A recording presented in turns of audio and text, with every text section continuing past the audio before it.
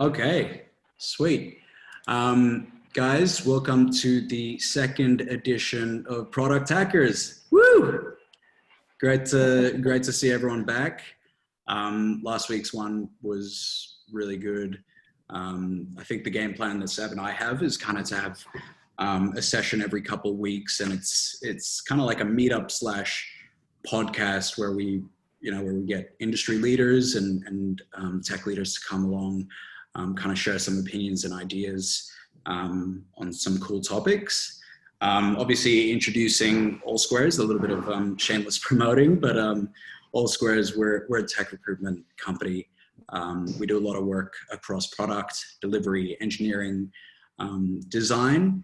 I myself have an absolute love for product management.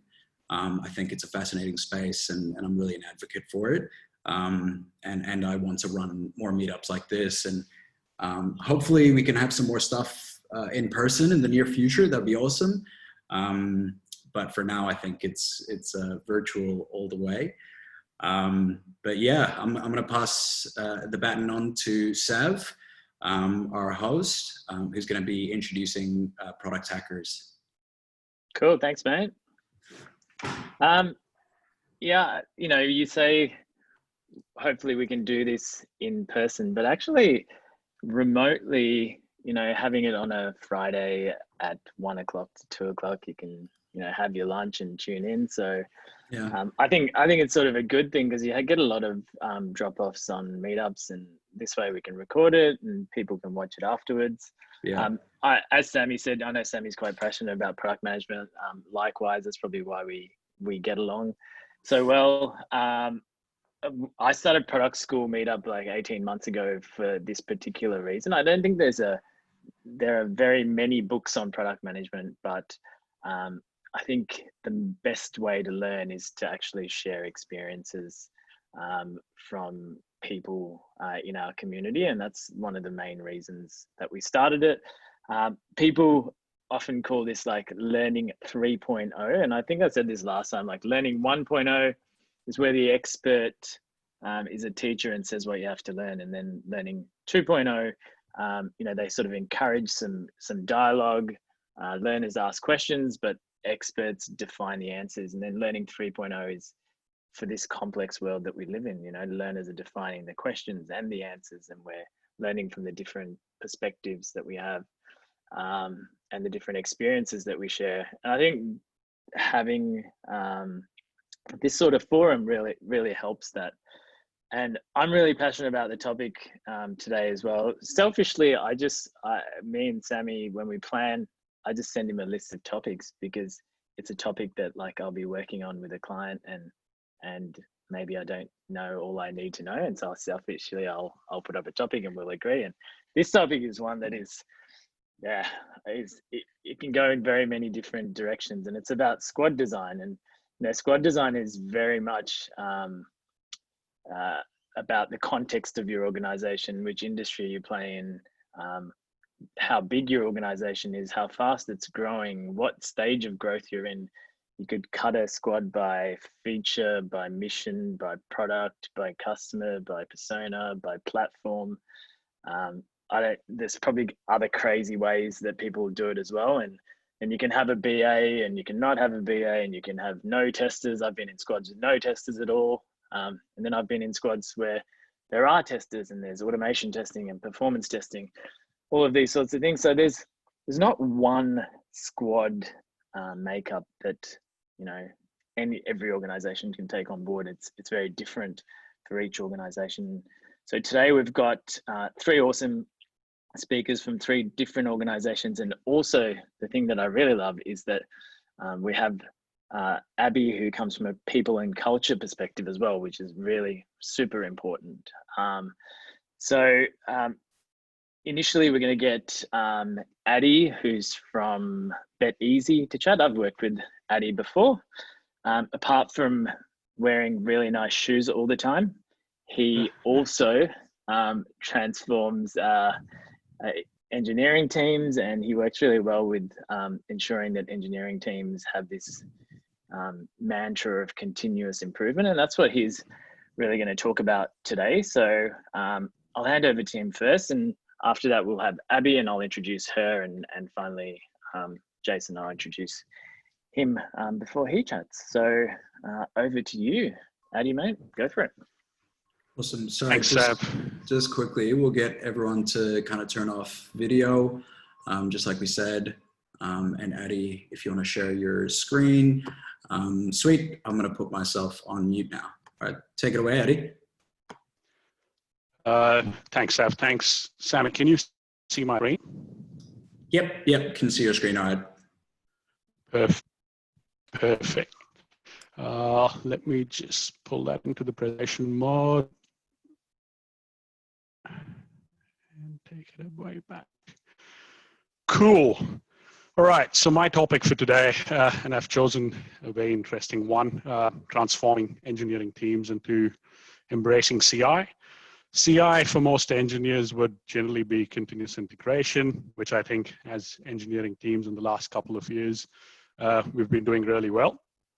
What we will discuss today are, I think, a few innovative ways that we've used both in my current role and in my past life to bring in a culture of continuous improvement, to basically get a mindset of CI. So without wasting time, let's jump into the next slide. Oops. All right, so since we have only 10 minutes, what I'll be doing is I'll not go into what CI is, so we'll not beat around the bush. What I've done is the audience for the talk, pretty much, I think it looks like it's mostly for engineers, but everyone from product managers, delivery leads, solution architects, anyone who works in the digital space should benefit from the talk today. The format of how we embrace CI today would be simple. So what I'll do is I'll state a problem that we're trying to solve, and we'll look at the why. So we'll add some context as to why were we doing this, and then we'll look into the how did we actually achieve the CI within that space. So since we have just 10 minutes, what I've done is I've picked 3 of my favorite problems, and we'll spend 2 minutes each on each of them. And then we'll move into a few sources of inspiration that can help us cultivate this habit continuously, so we can make this as part of our day-to-day routine. So let's moving on to the first one. All right, I think this is the one I love, and probably one that's closest to my heart. Organizational debt. So similar to tech debt, which you'd have heard a lot, is basically the accumulation of changes that leaders should have made, but they did not. And it's a classic one. So let's start with the why. If you worked in any digital team, you'd have seen the engineering teams have this classic scenario where there's always a conflict between engineers and solution architects. So there's always this question of why does my architecture not match the solution design? Or there's a second scenario where you'd see, I've built this component, and these are all these new components which are now in production. So they've gone into BAU mode. Who owns these components, and who should be working when something goes wrong? And I think the last one is, and I've seen this in, again, a lot of companies, is as we grow, as the team scale, we go from the monoliths to the microservices architecture. We suddenly need the application catalog. It becomes more and more important. So these were pretty much the reasons why this particular problem has been highlighted as one of my favorites. Why we did this is, so what we did was we actually took the inspiration from the ThoughtWorks radar. So I'm guessing a lot of you guys must have already read what the ThoughtWorks radar did. So we basically created our own bespoke version of the radar. So similar quadrants. So we went from adopt, assess, trial, hold, basically the same thing. And the byproduct was we could then use them into our design review forums or any other ceremony that we have. Let me quickly jump into a snapshot. So here's a snapshot of the radar. So what this basically shows you is how we can bring everyone together. So how can we bring everyone on the same page across digital? So what this did was it increased the maturity of engineering practices that we had, the tools that we had, brought things closer to the business as well. So in a way, what it did, and I think a really cool thing that happened was people started also following the actual ThoughtWorks radar, which then brought a culture of knowing what the industry leaders across the world are doing and not just what Melbourne's doing. It also did start the business leaders looking into this, which meant they had a better buy-in in terms of when we were trying to sell a new way of doing things. I can go on and on about the radar, so we can actually talk about each of these quadrants for at least 30, 40 minutes, but I'll skip that part.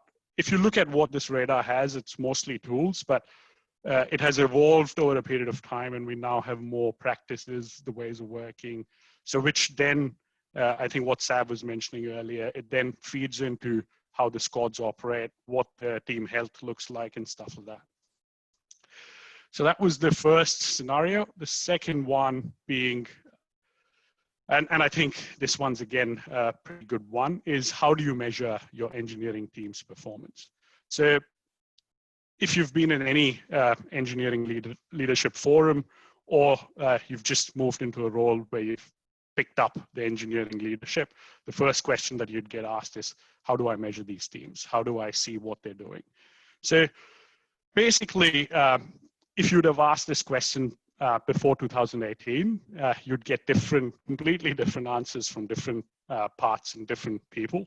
But what happened in 2018 was the state of DevOps reports got released, and which then translated into a book called Accelerate. And what that did was it demonstrated the direct link between organizational performance and software delivery performance. So the researchers of this book determined that there's only 4 key metrics. And surprisingly, it sounds like there's just 4, but these 4 key metrics basically determined if your organization was a low, medium, or a high performer. So the question obviously is, what are these 4 key metrics? And if you Google, you'd see there's tons of information around this topic. So the 4 key metrics here were lead time, deployment frequency, mean time to restore, and change fail percentage. So those 4 key metrics, what we started doing, and I'll show you here a quick snapshot of one of the quarters. We just took exactly the same thing, and then we provided the ability for measuring how these 4 key metrics were used within the digital space. And then we also treated them as first-class citizens when it came to measuring the engineering health within the teams. So basically, this snapshot gives you an idea of where we stand, but pretty much if you can break this down by a feature team, what we call mission teams in our organization. So you can break it down by feature teams, and each of these feature teams will have a different view of where they stand within these 4 key metrics. So you can kind of make it like an ecosystem of how things are done. And if you can get these 4 things working well, it'll automatically make your teams having a better culture of CI, which would mean continuously improving things within the engineering space and practices. All right, so this is really cool. So the why in this case, I think, is really simple. So basically, there were different questions that continuously were being asked, and some of these questions were from large engineering teams. Some of them were more from leadership who focused on measuring and improving what mattered to them. So they had a different context. So some of the questions that people constantly wanted to know was, if I scale this team, what's going to happen? Did this new tool or new practice speed up the delivery within the team? So what was the ROI? What are the engineering wins within this team or within a sprint? What does a typical day of an engineer look within this mission team? Why is it so different from these other teams that are working on exactly the same work? So these are difficult questions to answer. Sometimes you not have context as companies grow, as the scale is higher. So you'll have a lot of engineers with different mindset, different ways of working, different tools. So suddenly this becomes a big question. So what we did was we used a tool called Git Prime. So it got acquired actually recently by Pluralsight, who then rebranded the tool to Flow. There are many tools in the market which do exactly the same thing. One of the other popular ones that I've heard of is Waydev. So I've marked that there. So you can research on that one as well. What is amazing about these tools is that they actually speak to the code. So they speak to what's happening within your repositories, within your CI pipelines, and it then spits out basically different kinds of dashboards and metrics that we want answers for. The good thing is you can slice and dice to whatever you're trying to figure out. So let me show you a few different snapshots here. So this is not one screen, it's actually a mix of a few different screens. And one of the favorite ones here for me is proficiency, which basically tells you what's the skill set within my mission team, or what are they actually exploring. So if you look at this, it clearly gives you an idea of what are the areas that my team needs upskilling in. So the good thing about this tool is because Pluralsight acquired it. So what it does is then translates this into a Pluralsight path, or basically it's a customized set of courses that people can then go through. And this then is more targeted upskilling within the team. So you're not only just worried about what the team's working on, but you're also helping them while they're working on different projects. You could look at other things here. So you could basically look at things like what are the repos that my teams are working on. So sometimes there's no context. So someone, and this is a classic thing you'd hear from a lot of people, where you'd have product people or people from other parts of the business come in and say, hey, can you quickly do this? And you'd be in the middle of a sprint and suddenly someone's working on something completely different. So you can get that view, which you would not get to see otherwise. So you can see exactly what percentage of time was spent by your teams within each of these different repos that your team's working on. Sometimes it also gives you good insights into, are my teams struggling? Is there a high churn rate in certain areas? So that is something which I think has been really helpful. Sorry, oops, the wrong way. Yeah, so that's actually been really helpful personally for me. And that's something that I have been really keen in looking at, because then that gives me an idea of, okay, there's a lot of churn. They're redoing a lot of work here. That means the coding practices or the dev practices or the engineering practices within the team are not that great. What can we do to help? So the other thing that you could probably see here is who are the actual senior engineers within the team, because it gives you a good view into who are the people who are collaborating, who are the people who are helping others, who are the people who are actually not just working within the team, but they're also working outside of their feature team. So those are answers you generally don't get to know unless you speak to every person, and which is kind of impossible as the scale of the teams grow. So the other good thing that I have seen from this is that you can set guardrails as to these are the practices that we have, and then match them to are they working. So for example, do we commit often? So everyone talks about you should commit small, you should commit a lot of times in a day. Those kind of questions can get answered here as well. So apart from that, are these commits well tested? Do we actually have good practices in terms of the commit messages that we put in? So basically, these are sensible defaults, like every team needs to follow them.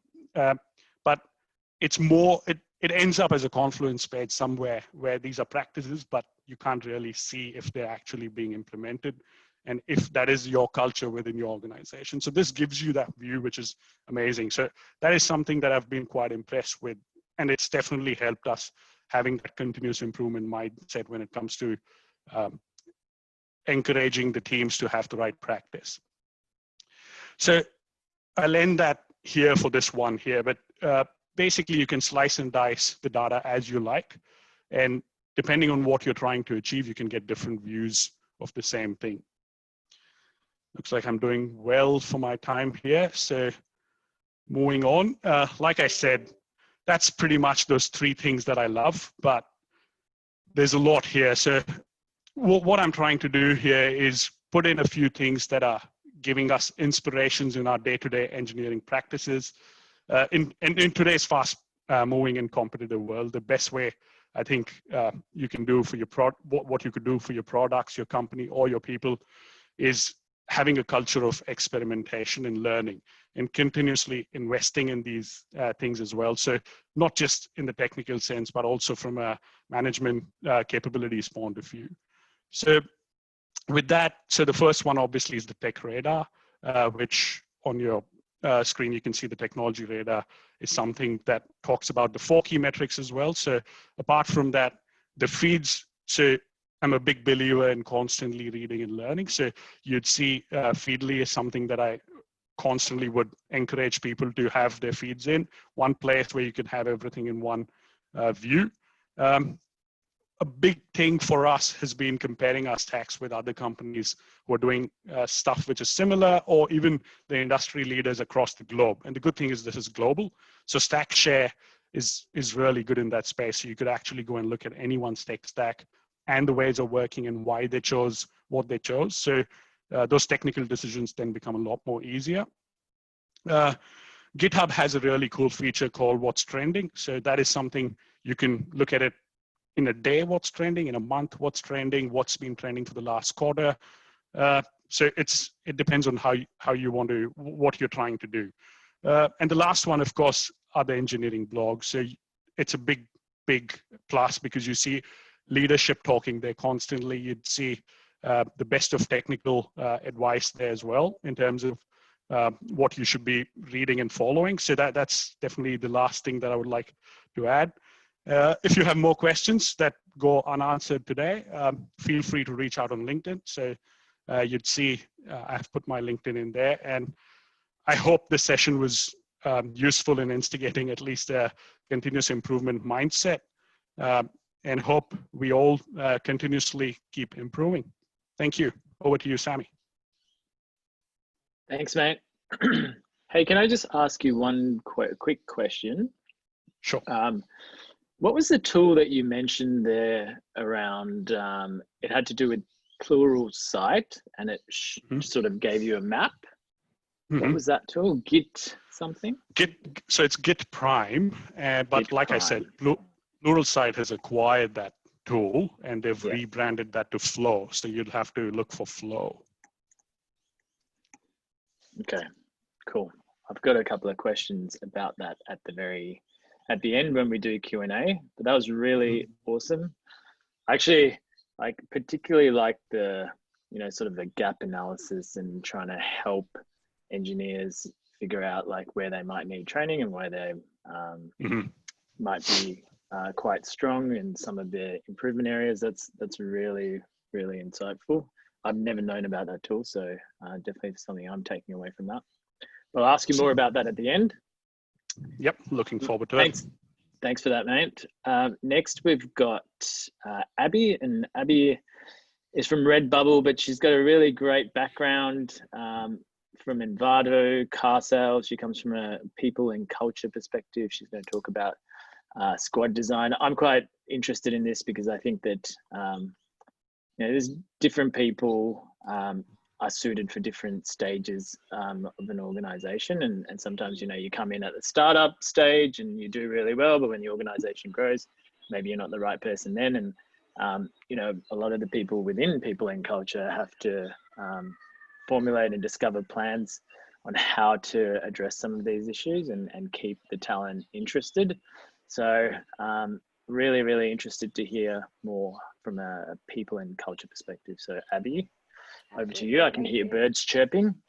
Yes, and I was sitting here thinking, I wonder if the outdoors is going to bite me in the bum. We'll see how we go. And hey, Abby. Sorry, I'm just a message to all attendees. Feel free to shoot questions through in the chat function, and Sav and I will grab a few of those questions and ask them during our Q&A at the end. Okay, thanks. Back to you, Abby. Awesome. Just great, thank you. Confirming you can see my slides there? Not just yet. Try. It is coming. It looks like it's loading or something.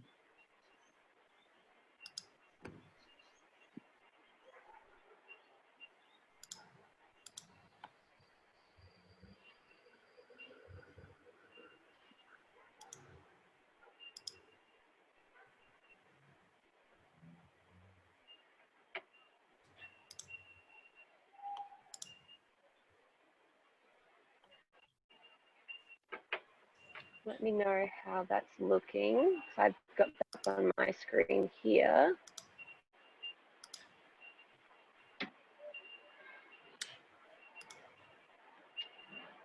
Nothing just yet. Sav, can you see Okay. anything? I can't see anything at the moment. I don't know if you want to.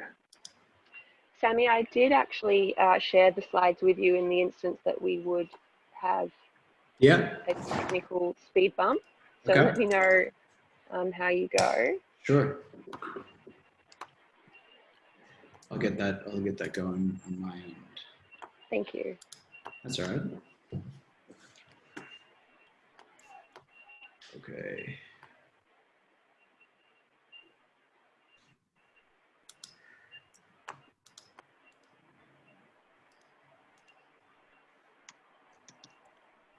Oh, that's a bummer. We had done a test run and it seemed to be working. So my Yeah, apologies it for was the hold up. working. That's okay. I'll just start sharing my screen on my end. Share screen.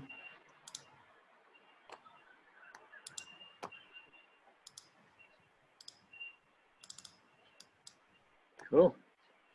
How's that? Okay. Can you see the slides that you want?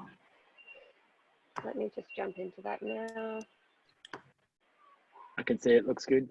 Yeah, Yeah, to awesome. squad design in your organization. Yeah. Okay, And sweet. I'm gonna. we'll just go with the classic next slide when Yeah, I'm ready yeah. No worries. to jump in. What a good start there. It's the classic people and culture person, you know, practicing and getting ready with the tech side and then falling short at the 11th hour. So my apologies there. So squad design in your organization from a people and culture lens.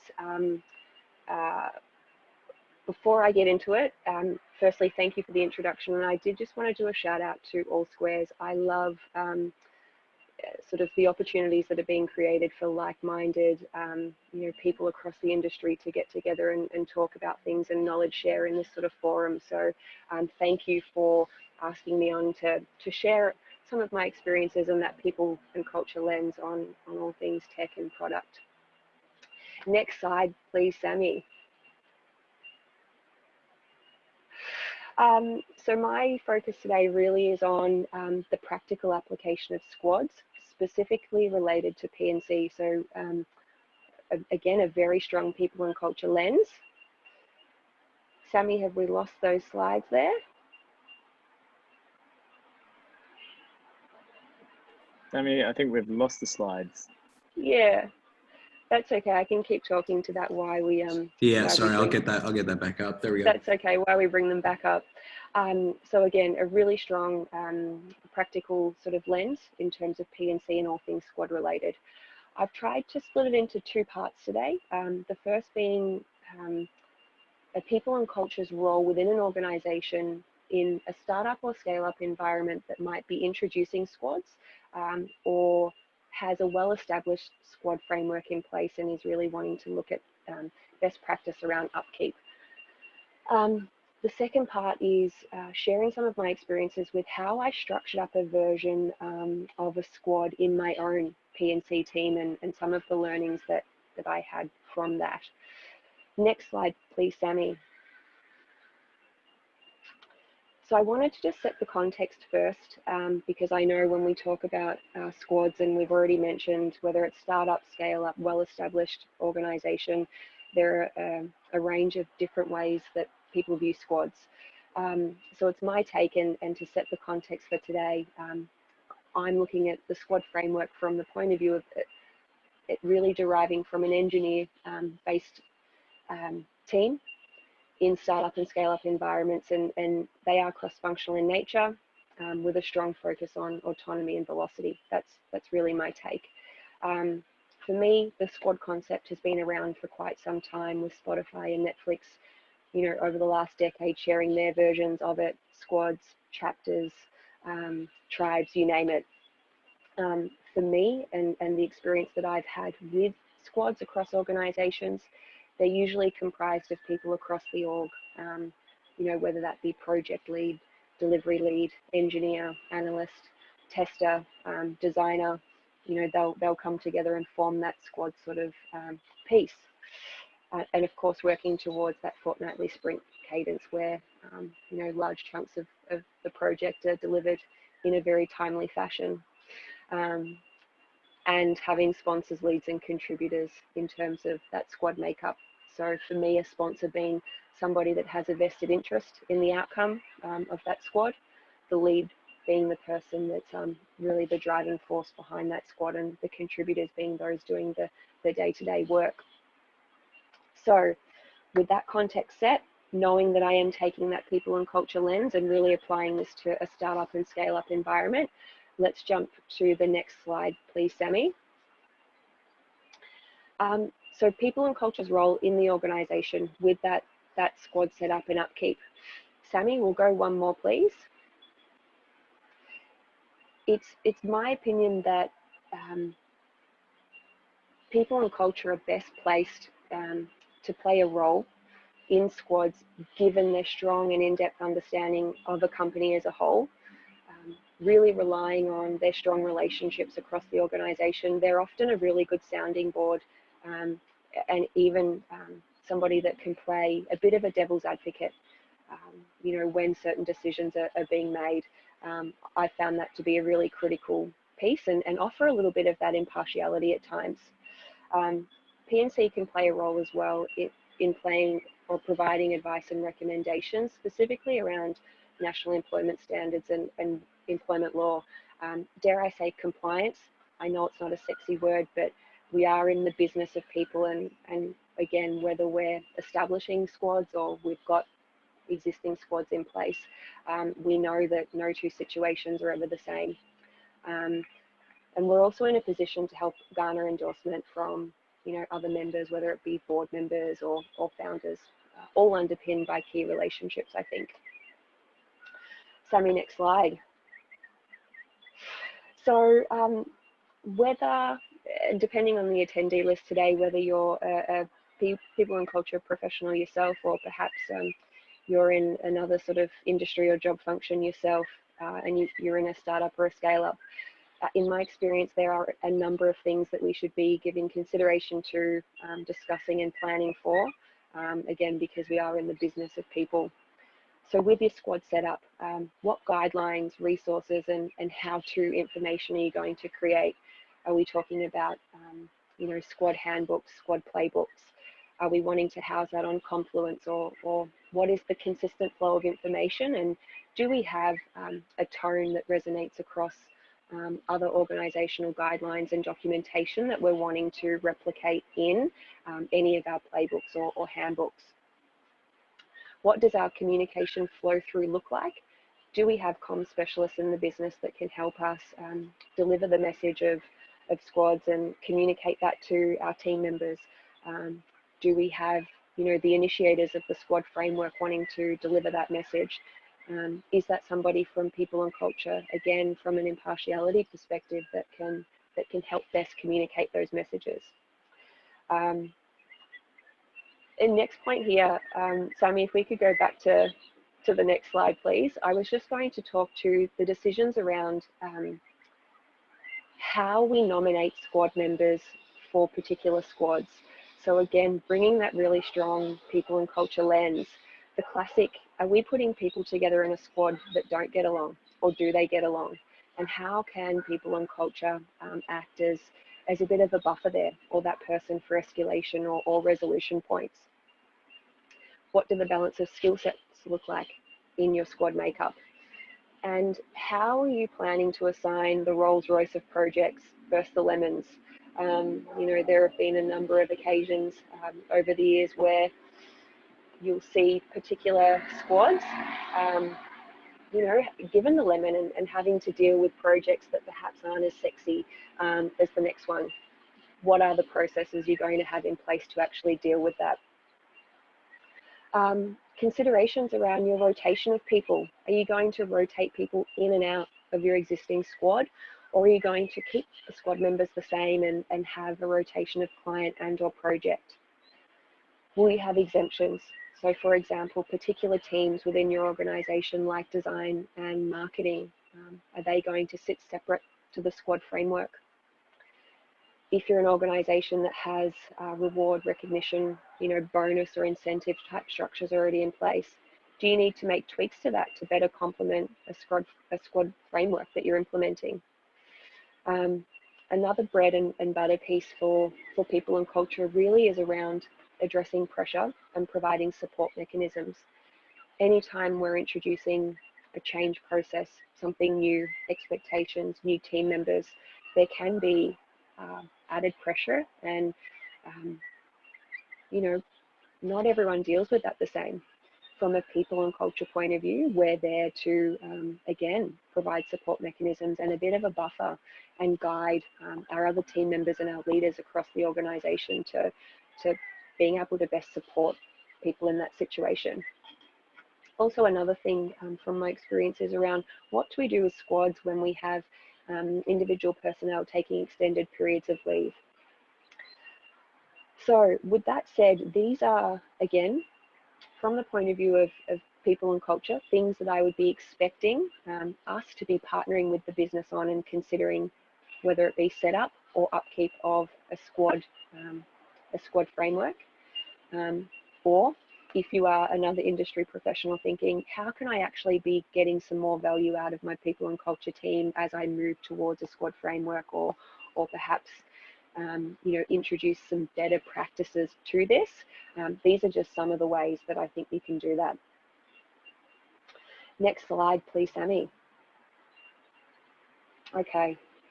So now I just want to talk to my experience with applying a squad model specifically to one of my people and culture teams in-house. Next slide, please. So for my people and culture team, we sort of pre-squad implementation had, if I talk through this example specifically, talent acquisition, working exclusively on talent acquisition projects.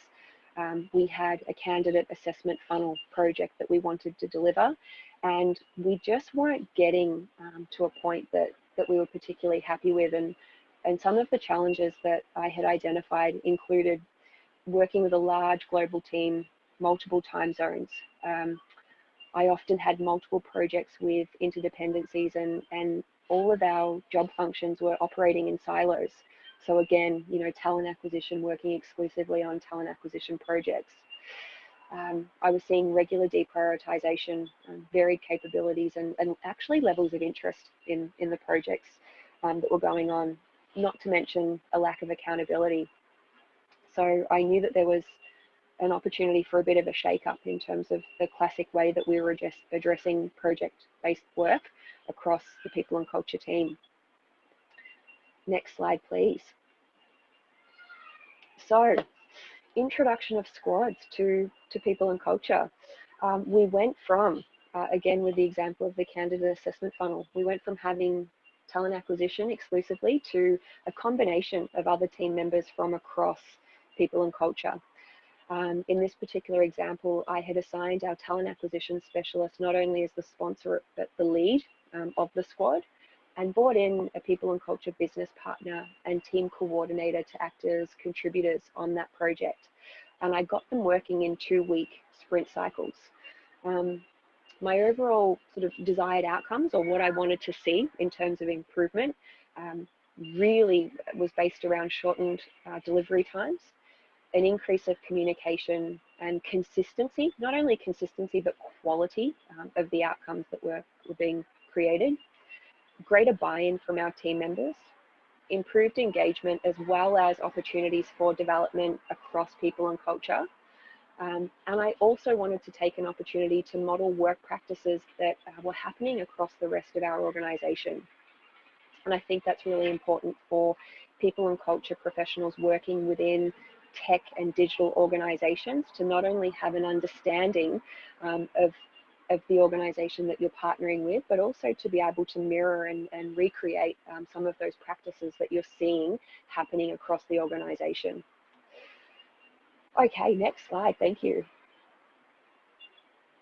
So what we're seeing here is an example of a number of people and culture projects that I divided up by squads. So we had a performance system project that we wanted to deliver. We had an overhaul of our approach to workforce planning. We wanted to revisit our employer branding, and as mentioned a little earlier, we had a candidate assessment funnel that we wanted to tidy up. I've used Sally here as an example.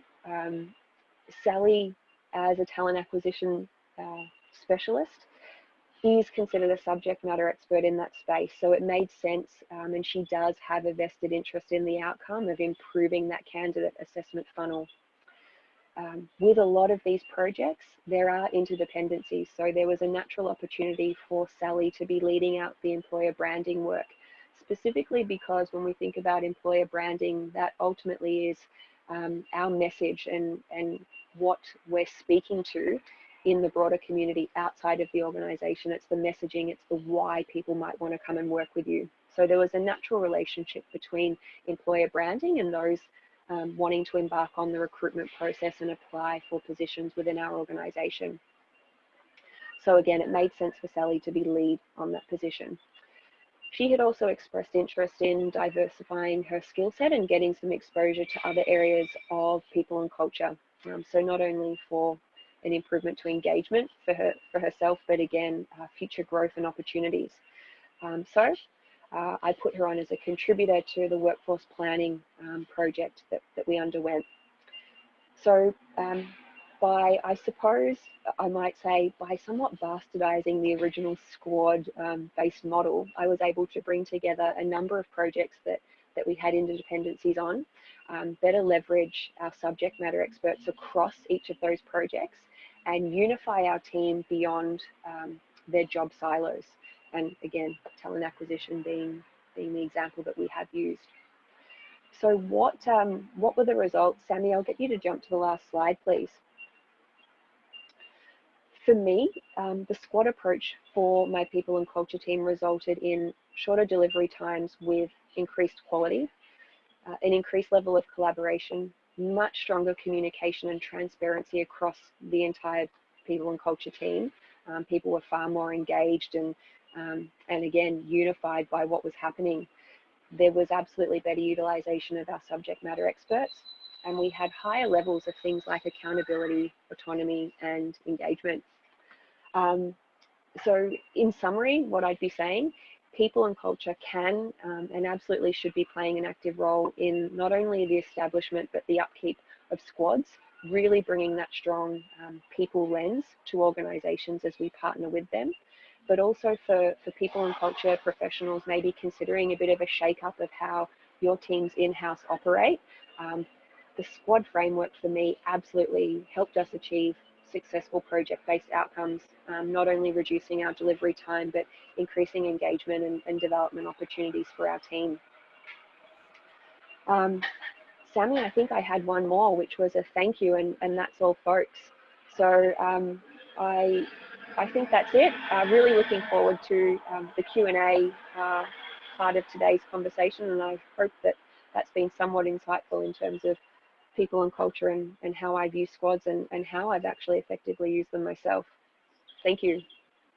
Thanks, Abby. That was really awesome. I particularly like that you guys, tried it. We always talk about empathy and like actually trying sprints and 2-week cycles yourself within people and culture. It's really good. It would have given you an understanding of, benefits and also downsides and all of those things, which is awesome. Absolutely. And again, for me, it was really important in our industry, our people and culture business partners, our advisors are out there working with our engineering teams, our product teams, our design teams. It's important to not only understand it, but have had some real world experience with the application of work-based practices that the rest of the organization, is doing. Yeah, absolutely. And also now it's not just the weird product and tech guys standing up for 15 minutes, it's also P&C. And so now everyone's like...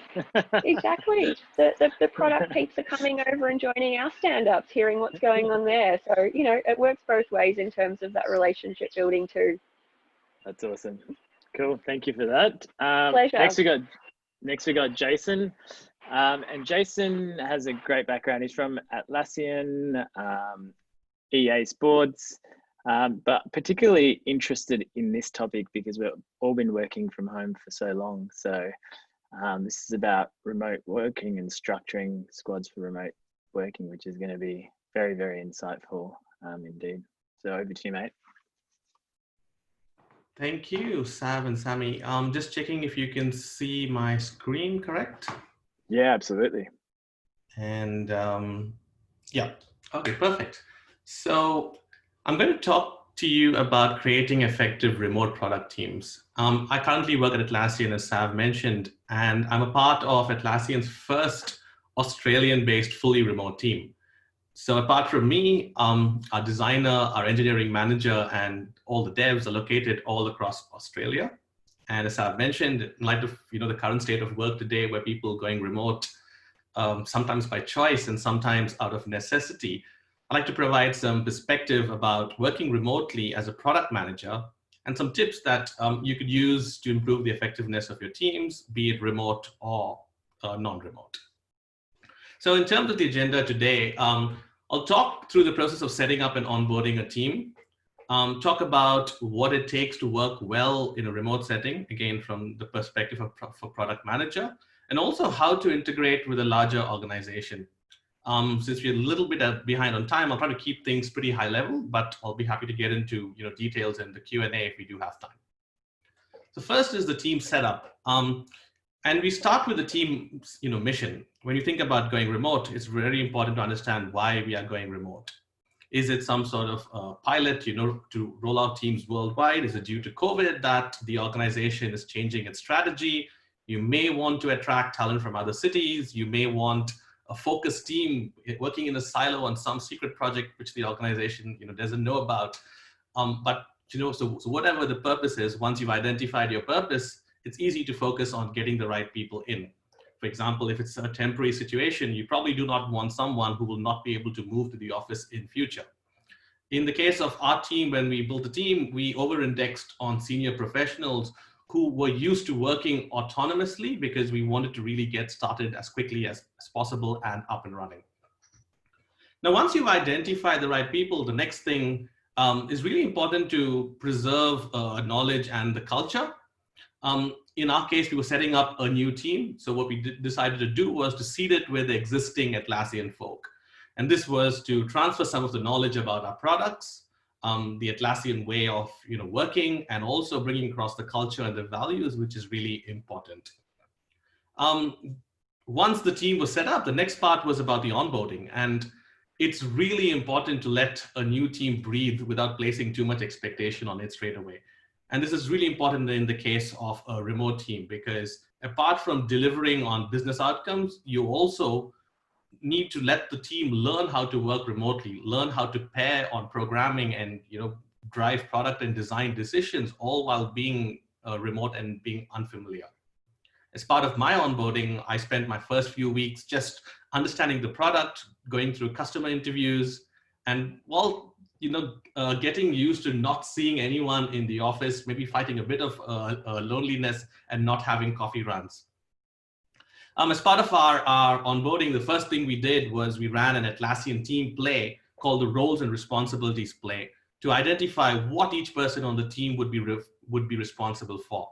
And the idea here is that you want to remove any assumptions about what a discipline may think is another discipline's role or responsibility. And I mentioned the word Atlassian play. I'll be talking about a few plays that we did. These plays are available as part of an Atlassian team playbook, and they're particularly useful for remote teams, even though they are applicable to all teams. They're available publicly and free, and I will share a link at the end of this talk. So the next thing is about how to operate effectively once you've set up the team. From the perspective of a product manager, you'd think that arguably the most important thing that a product manager should be doing is to build that shared understanding with your team and stakeholders. You want to really identify who your customers are, what their problems are, and also why it is important to solve these problems over the hundreds of other things that you can be doing. And this is the part which is easier said than done and takes a lot of time to actually build. And I'll talk about a few buckets where we can actually get this done. As a remote team, the first thing you want to do is to establish effective communication channels. Again, as part of the onboarding process, we ran another Atlassian play called The Rules of Engagement.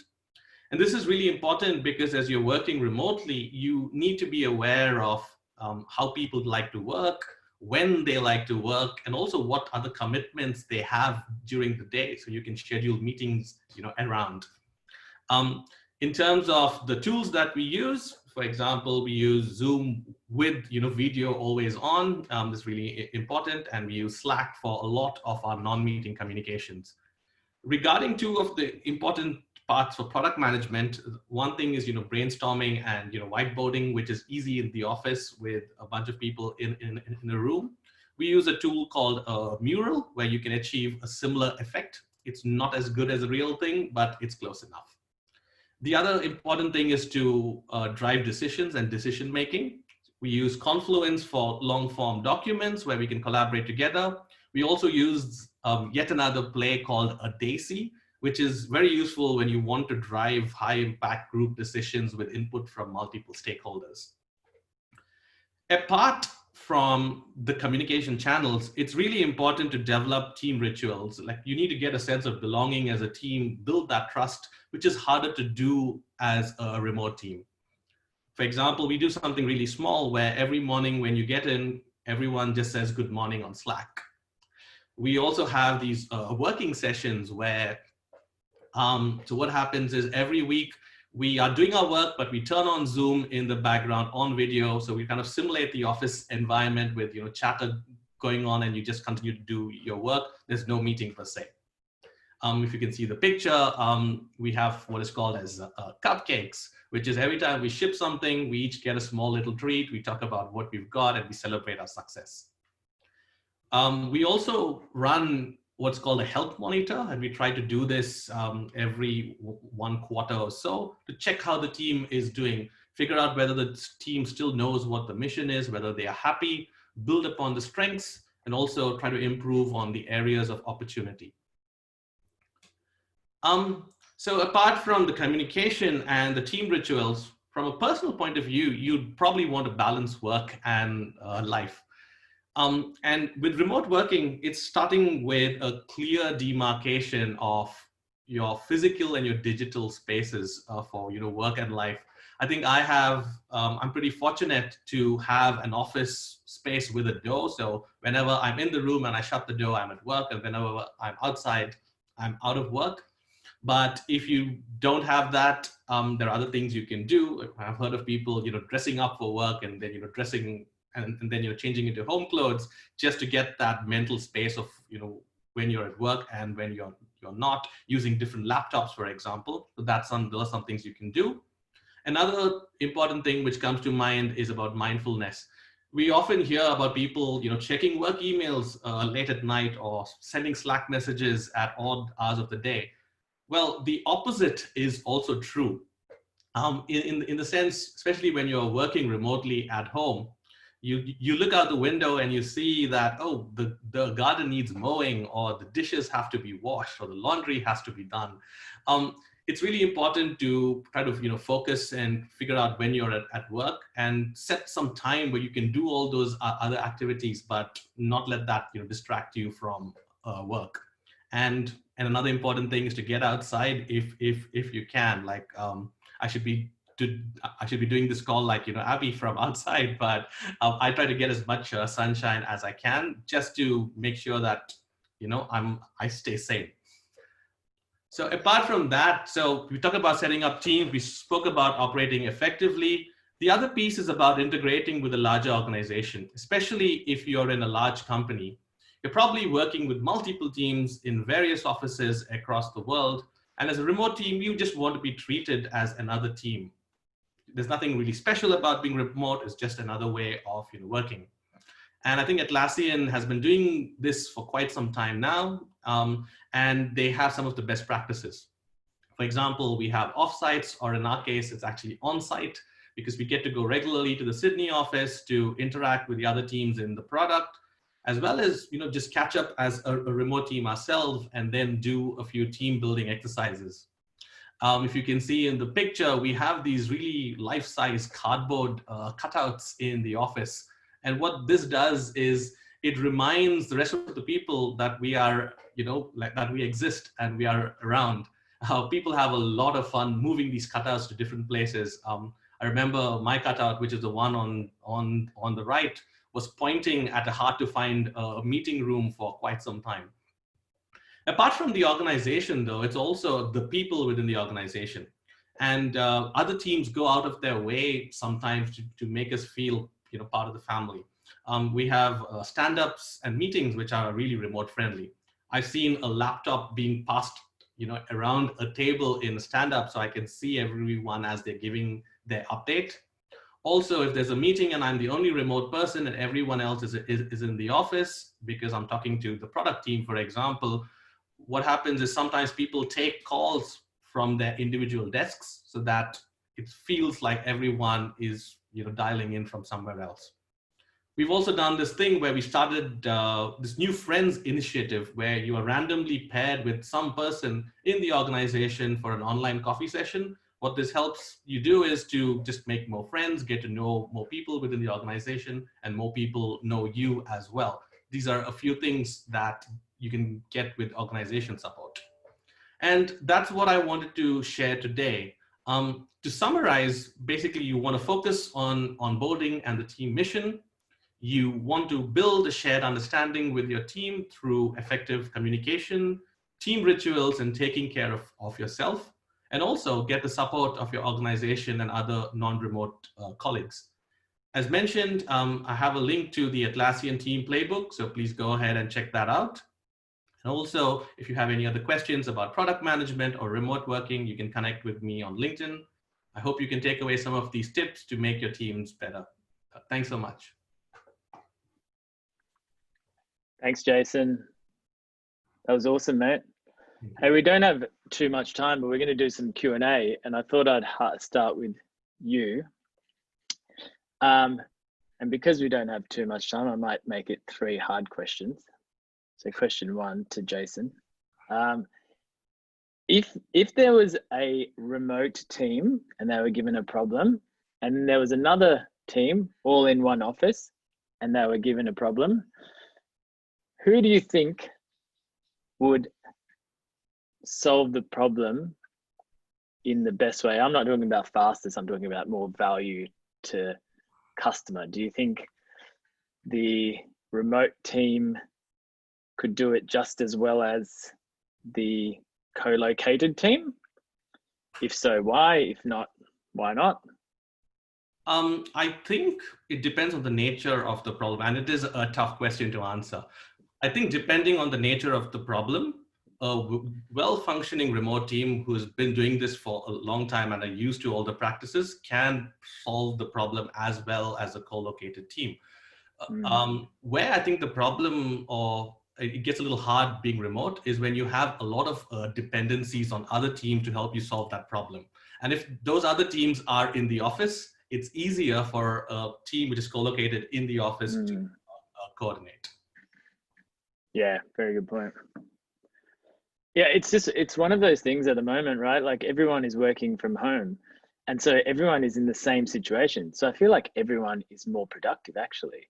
But when some people are in the office, some people are at home, sometimes the people at home are at a disadvantage because they're not getting the context. And, so I like that point that you said, like people, jump on a phone when maybe you're not in the office. Yeah, definitely. Cool. We've got a question here as well from Danny to Abby. And it's about, it says that you've worked at both product companies and also digital agencies and consultancies. And in these consultancies, sometimes employees are on site with the client. And how do you make sure that they're still part of the parent company's culture? And how do you ensure that they continue to be engaged when, they might spend weeks and months and sometimes years on a client site? Yeah, that's a really good question. I'll talk to that from 2 points of view. The first is as a people and culture leader within those organizations, encouraging team members that are primarily based at HQ to hot desk or work remotely from those sites is a really good way to sort of flip that back, because often you can't have entire teams coming back to HQ for extended periods of time, but you can have individuals from HQ heading out there and sitting with the team and immersing themselves with the team. That's a really great and easy way to create some of that connectivity. From a company-wide initiative point of view, going with the classic back to base or a monthly all hands or all in is a really good way to do that. And that was something that I had introduced at a previous agency-based company that I was working with. So on a monthly basis, on a Friday afternoon, we would have everybody head out to a site. We'd put on some food, we'd put on some drinks, and we'd actually have each of the offsite squads presenting and providing updates to the company on the projects and the clients that they're working with. And that was actually a really good way to achieve that sense of connectivity.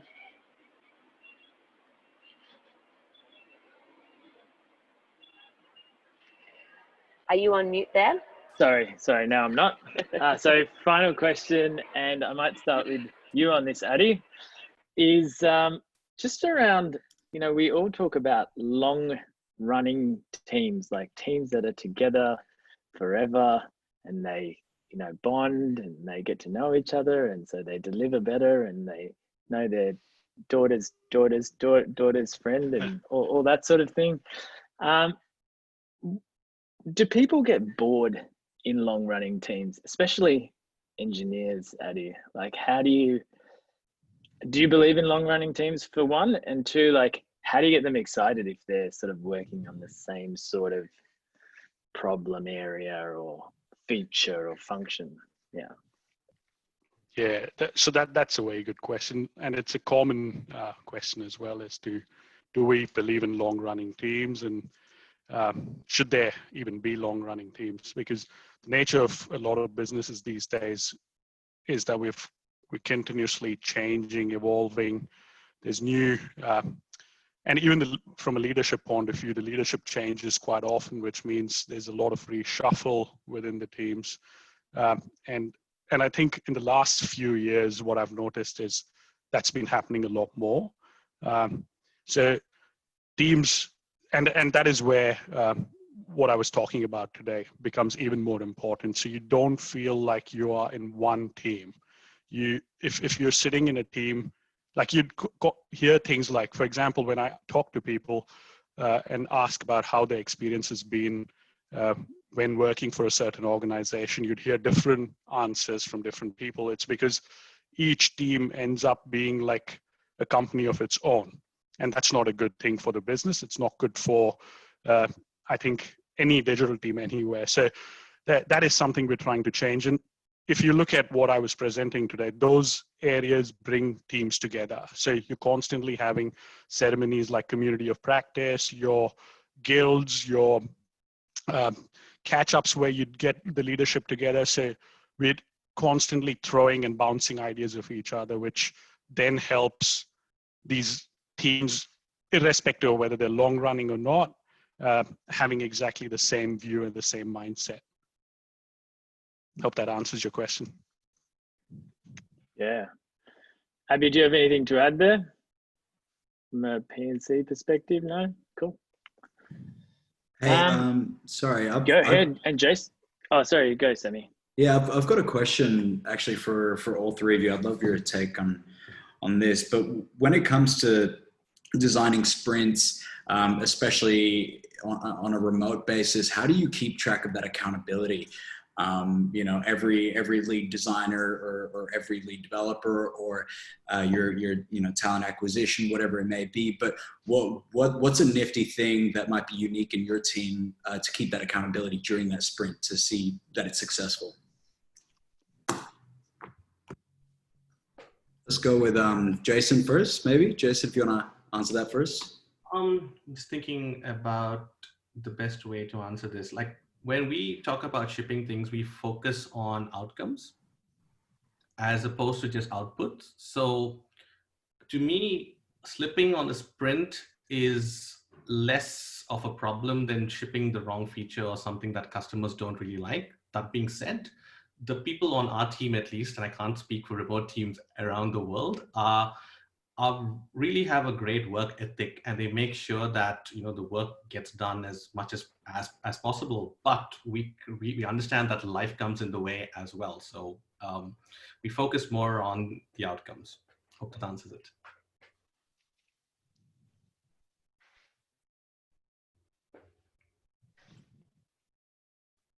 Sounds good. I can jump in there.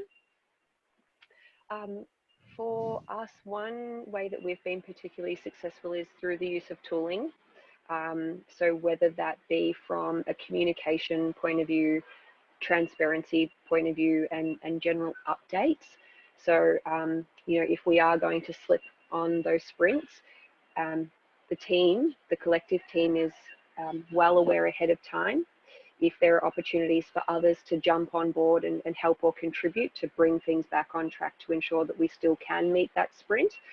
That's really helpful as well. And with tooling through the use of, let's just say Trello, for example, we can jump on and see how things are tracking as well. So early communication for us, open transparency based on that tooling, and then all hands on deck if that's possible.